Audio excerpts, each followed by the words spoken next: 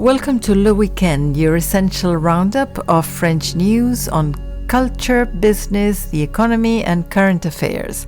We bring you a convenient way to catch up on the stories from the past week in France, plus an additional focus feature blending reportage and cultural context. You'll find a seamless recap of the week's most important headlines without losing any content from our previous daily format, perfect for those who want to catch up in just one episode. Le Weekend is designed to keep you informed and engaged with a lighter touch at the end. Let's dive in.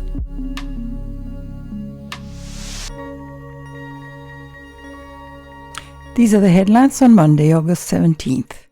Iran barred 2 French diplomats over alleged interference. Iran has said that 2 French embassy employees who were briefly detained last month following a diplomatic issue will not be allowed to return to Iran, as reported by RFI. In related news, the French Foreign Minister announced that Paris will expel 2 Iranian diplomats stationed in France. This is a retaliatory measure following Iran's decision to declare 2 diplomats from the French embassy in Tehran persona non grata, as reported by France 24.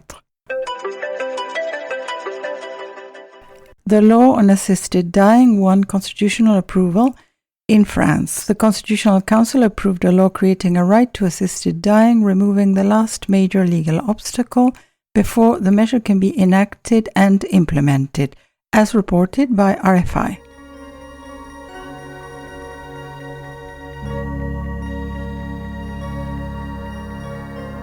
The headlines on Tuesday, August 18th. Hackers claimed responsibility for stealing the personal data of millions of students and teachers. In a message posted Tuesday on a forum, the hackers, who claimed to have stolen tax data, asserted that they had obtained the personal data of several million French students and tens of thousands of teachers, a leak of considerable magnitude, according to the specialized website French Breaches, as reported by France 24. France has acknowledged it is affected by desertification. The massive degradation of soils is at the heart of discussions at COP17 Climate Summit on Combating Desertification, which is taking place until August 28th in Mongolia. While 70% of French land is degraded by phenomena such as erosion or land development, France has now officially declared itself affected by this phenomenon, as reported by France 24. Paris prosecutors probe Russian disinformation campaigns against centrist candidates. At the start of August, a series of disinformation operations targeted centrist candidates Gabriel Attal and Edouard Philippe, as well as center-left politician Raphael Glucksmann, as reported by Le Monde.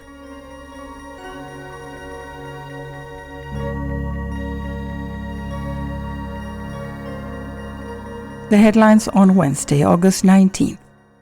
The heat wave in France has caused at least 7,300 deaths, according to a still provisional toll, with 1,243 excess deaths recorded between July 3rd and 22nd.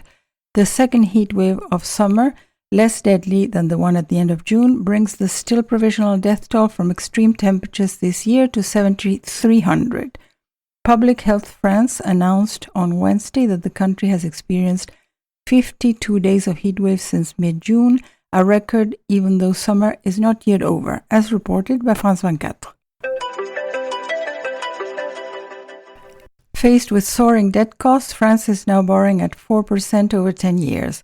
While bond yields worldwide are experiencing renewed tension from the United States, France is borrowing at higher rates than Greece and Italy, the highest rates since 2009, as reported by Le Figaro. The drug Tavneos has been withdrawn from the French market because it was deemed too dangerous. The treatment for rare inflammatory blood vessel diseases is being withdrawn from the French market following advice from European health authorities after several deaths were reported abroad, as reported by Le Figaro.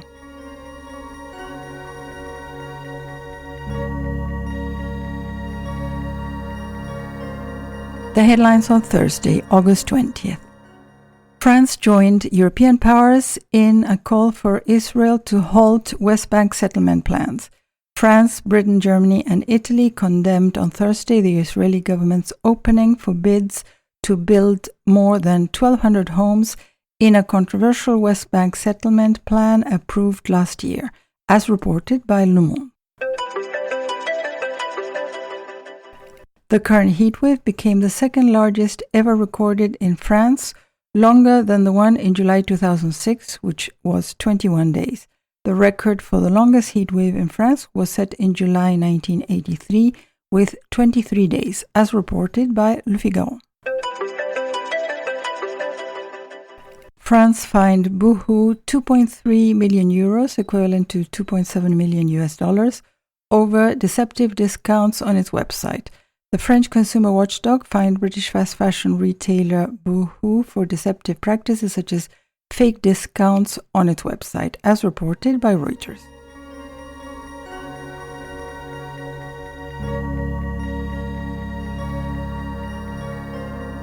The headlines on Friday, August 21st. Fontainebleau Forest near Paris is set to reopen after the wildfire. Fontainebleau, a Paris region destination that draws hikers, nature lovers, and climbers, was struck by a wildfire that burned some 2,000 hectares in July. A local official said 80% of the forest will reopen to the public this weekend, as reported by France 24. 40 houses are uninhabitable in Charente-Maritime as residents are worried about pollution from a fertilizer plant.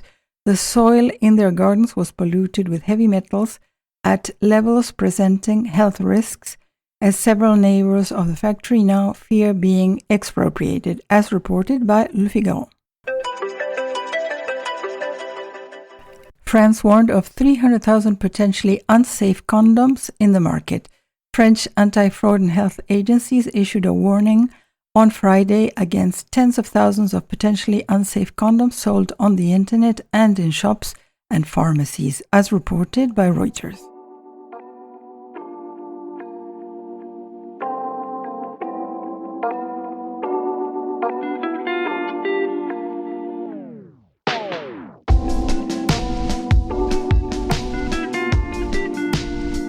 You are listening to Le Weekend.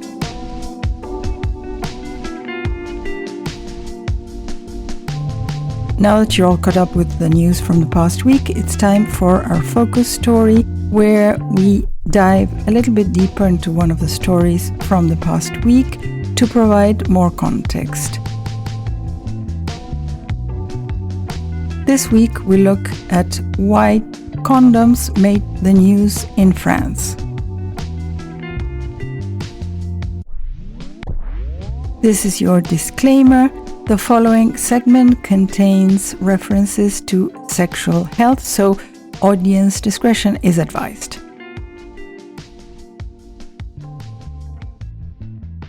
This week, a French recall put 3,000 years of contraceptive history under the microscope. The French Consumer Protection and Health Authority warned that around 300,000 condoms sold in pharmacies, shops, and online marketplaces may not be fit for purpose.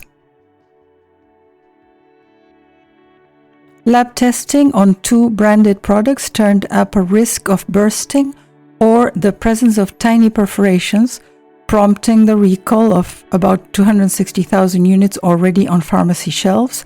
A further batch of more than 40,000 condoms spread across roughly 1,000 boxes and 30 product lines sold online was found to be missing the EU's conformity marking or French language labeling altogether, according to a report by Reuters that first detailed the alert. The agency's advice was strict and clear. Anyone who had used the flagged products should get screened for sexually transmitted infections and, in case of a missed period, take a pregnancy test. Brands named in the notice including 2 lines from Japan's Okamoto Industries alongside the French labels Mylubi and Friday Bay, and some reports also mention Sagami.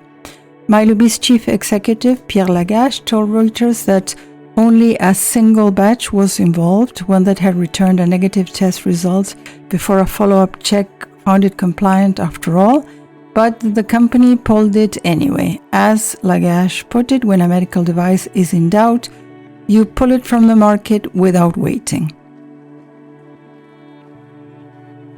This is a small case study of how seriously, at least on paper, European regulators treat what is in effect the cheapest and oldest form of birth control still in mass use today.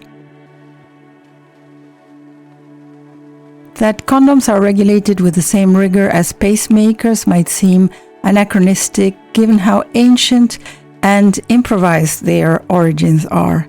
Historians disagree on exactly when the concept emerged, but there's a popular timeline tracing the use of linen sheaths in Egypt as far back as 1000 BC, while early Chinese and Japanese practice involved oiled silk paper or polished animal horn as a covering, according to a timeline compiled by Condoms UK.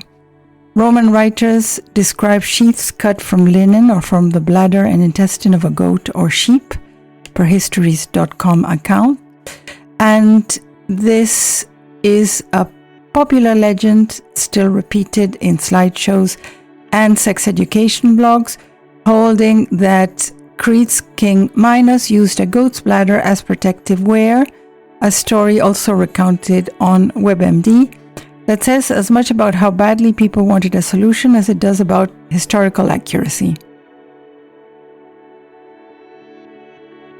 For centuries, female-controlled methods were arguably more common than anything worn by men, ranging from vaginal pessaries made of natural fibers to folk remedies of dubious safety.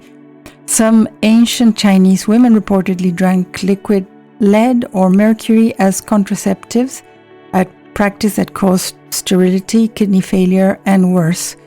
The European exhibition on ancient contraception noted that medieval Europe leaned on amulets and folk charms, once ecclesiastical authorities discouraged explicit contraceptive instruction, only for the arrival of syphilis in the 15th century to revive interest in barrier methods for disease prevention as much as pregnancy avoidance. The first clearly documented description of a condom-like device came from the Italian anatomist Gabriele Falloppio in 1564, describing a linen sheath tied that was applied after intercourse.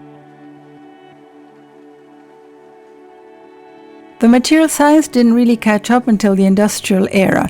Charles Goodyear's vulcanization of rubber in the 1850s made mass production viable for the first time, and by the 1920s, the development of latex, thinner, more durable, and able to be stored far longer than earlier rubber versions, turned the condom into an early form of the modern IUD, according to Europeana.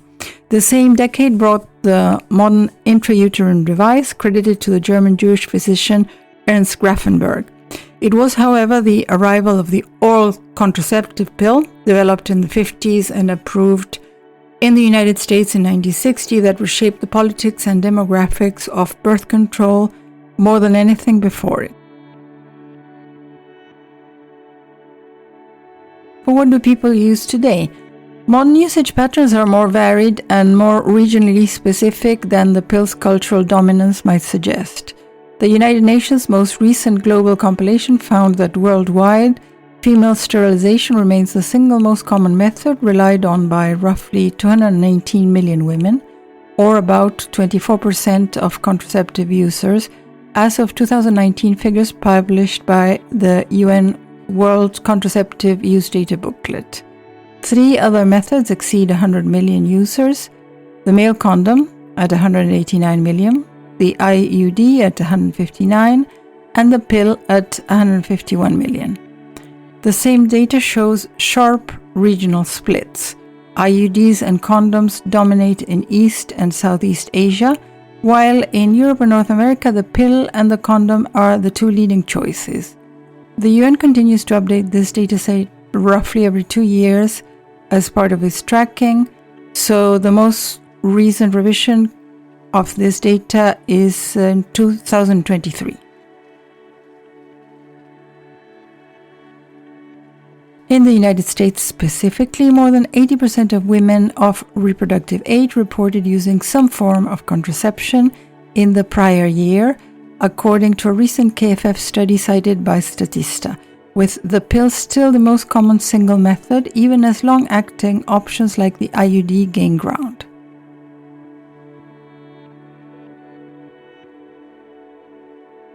What has changed most dramatically isn't the condom's basic design, but the bureaucracy wrapped around it. In the European Union, condoms have been legally classified as medical devices since a 1993 directive, meaning every product must clear the essential safety and performance requirements laid out in European Union law and be certified by an independent notified body before it can carry the CE mark, according to a European Parliament record addressing exactly this classification. That framework has since been folded into the EU's broader medical device regulation, which requires manufacturers to run a documented quality management system, compile technical files, and submit to post-market surveillance the same regulatory machinery used for far more complex devices, as selling a device without valid CE marking anywhere in the European Economic Area is, in principle, a serious violation that can trigger seizure and market withdrawal, precisely the mechanism French authorities invoked this week against the unlabeled online listings.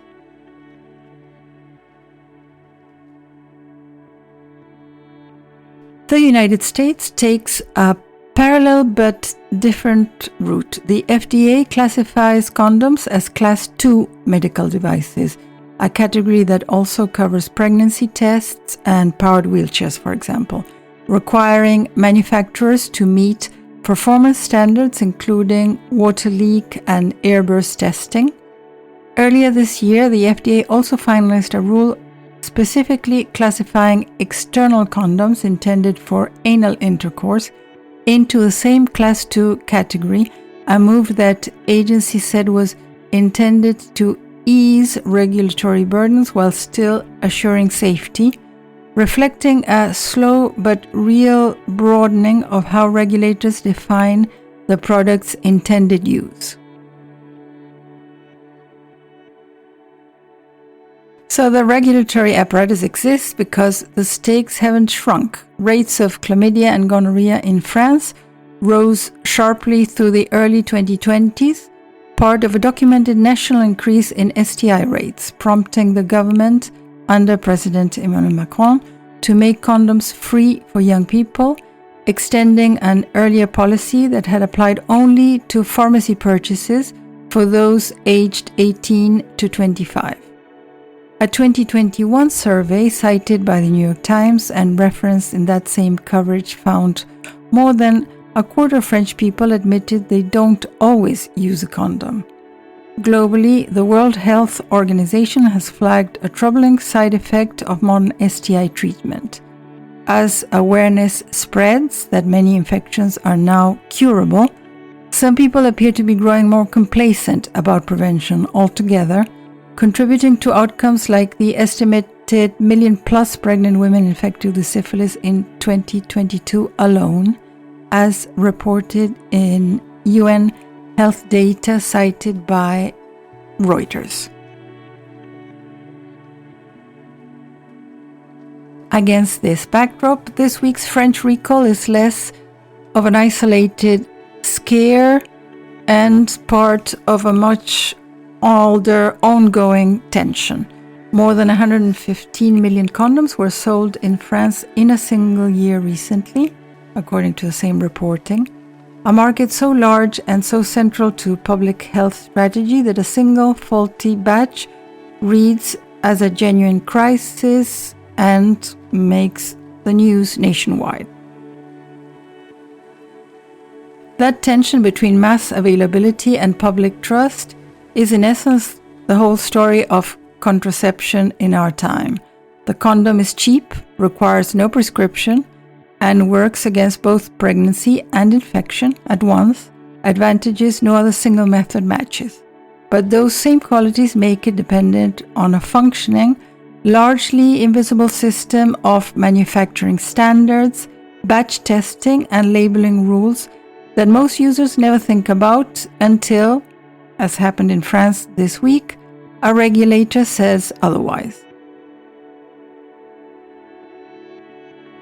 The online marketplace listings flagged by regulator and health authorities for lacking CE marks or French labeling are a reminder that the same globalized retail infrastructure that makes contraception more accessible than at any point in the product's 3,000-year history can also let unverified goods slip past the safeguards built up since the 90s. None of this is likely to shake condoms from their position as one of the most widely used contraceptive methods, but it does explain why a French health agency made such a strong warning public and including a list of brand names rather than treating the matter as a minor consumer affairs footnote. From goat bladders to CE marked latex, the technology has been refined for 3,000 years. What French regulators demonstrated this week is that the job of policing is never really finished.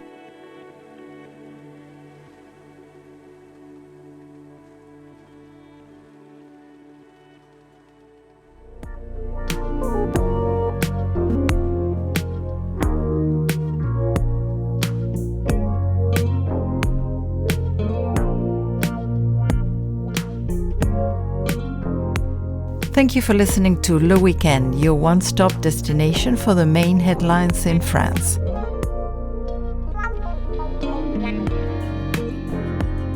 Catch our weekly roundup every weekend wherever you get your podcasts. Stay informed.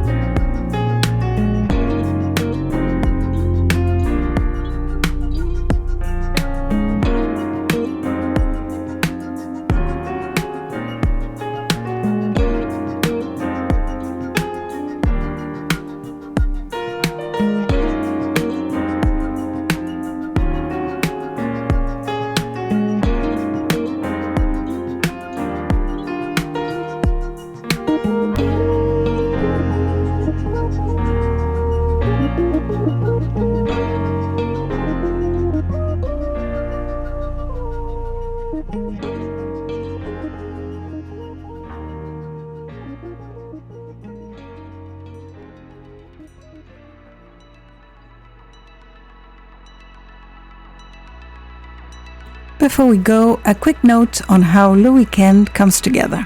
For every news item we cover, we reference the original source publication. So if something caught your interest, we'd encourage you to go read further and dig into the full story. We also want to be transparent that AI tools are used to help with research along the way. This podcast, however, is written, read, and edited entirely by humans. It's a labor of love put together by journalists who care about getting it right. Thanks for listening to Le Weekend, and we'll see you next time.